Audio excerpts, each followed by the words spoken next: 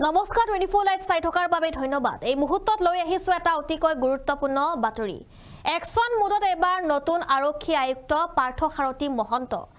গুৱাহাটীবাসীৰ বাবে এটা বিশেষ হেল্পলাইন নম্বৰ মুকলি কৰা হৈছে আৰু আপোনাৰ কোনো অভিযোগ বা সমস্যা হলে আপুনি সেই হেল্পলাইন নম্বৰটোত আপুনি অভিযোগসমূহ দিব পাৰিব আৰু তাৰ পিছতে একশন লোৱা হ'ব, কিয়নো একশন মোডত নামি পৰিছে নতুন আৰক্ষী আয়ুক্ত গৰাকী আৰু নতুনকৈ এতিয়া যেটো হেল্পলাইন নম্বৰ মুকলি কৰা হৈছে আৰু আপুনি হেল্পলাইন নম্বৰত অভিযোগ দিব পাৰিব আৰু আপোনাৰ যদি হে কিছু সমস্যা হয় আপুনি যদি গুৱাহাটীৰ বাসী তেন্তে এই নম্বৰটো আপুনি এতিয়াই সেভ কৰি ৰাখক। সবিশেষ লৈ আহিছো এই মুহূৰ্তত।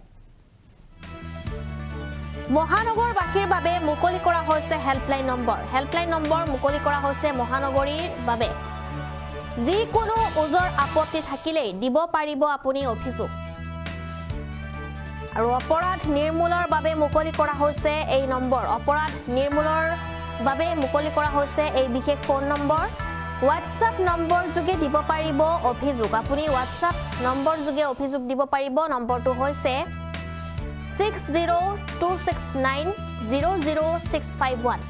এই ফোন নম্বৰৰ জৰিয়তে আপুনি আপোনাৰ অভিযোগ আৰু আপত্তিসমূহ জনাব পাৰিব। আনুষ্ঠানিকভাৱে মহানগৰ আৰক্ষী আয়ুক্তৰ দায়িত্ব লৈ একশন মোডত পাৰ্থ সাৰথী মহন্ত।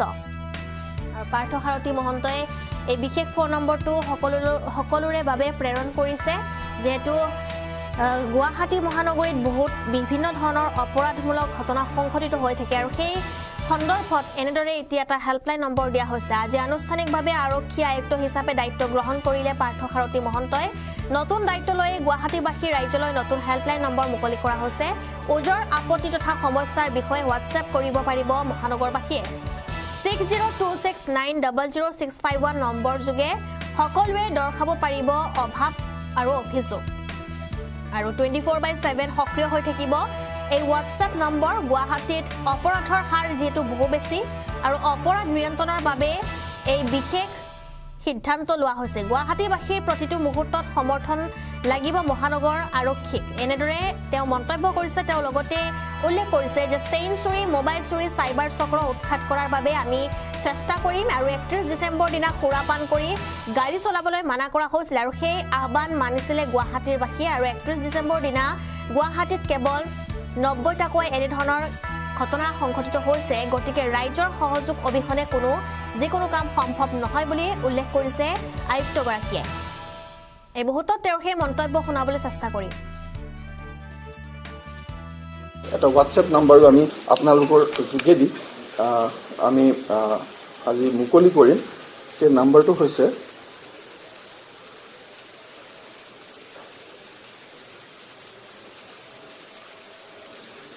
60269000651 60269000651। এইটো চিটি পুলিচৰ গ্ৰিভান্স নম্বৰ হ'ব। ইয়াত যিকোনো ওজৰ আপত্তি থাকিলে, যিকোনো ব্যক্তিৰ ৰাইজৰ যি ওজৰ আপত্তি থাকে, যি তেওঁলোকে আমাৰ দৃষ্টি আকৰ্ষণ কৰিব বিচাৰিছে, যি বিষয়ে নহওক আমাক তেওঁলোকে এই WhatsApp যোগে ইয়াত জনাব পাৰিব। এই নম্বৰটো আমাৰ CP অফিচত এইটো নম্বৰ ৰখা হ'ব। ব্যক্তিগতভাৱে এই নম্বৰত অহা মেছেজবিলাক চাম। অৱশ্যে যদি মিটিঙে মাটাঙে থকা হয়, এনেকুৱা ঠাইত থকা হয় যে মই মেছেজ চাব নোৱাৰোঁ, তেতিয়া আমাৰ আনৰেছপনচিবল বিষয়ে এই মেছেজখিনি চাব আৰু তাৰ ওপৰত আমি ততালিকে ব্যৱস্থা গ্ৰহণ কৰিবলৈ চেষ্টা কৰিম।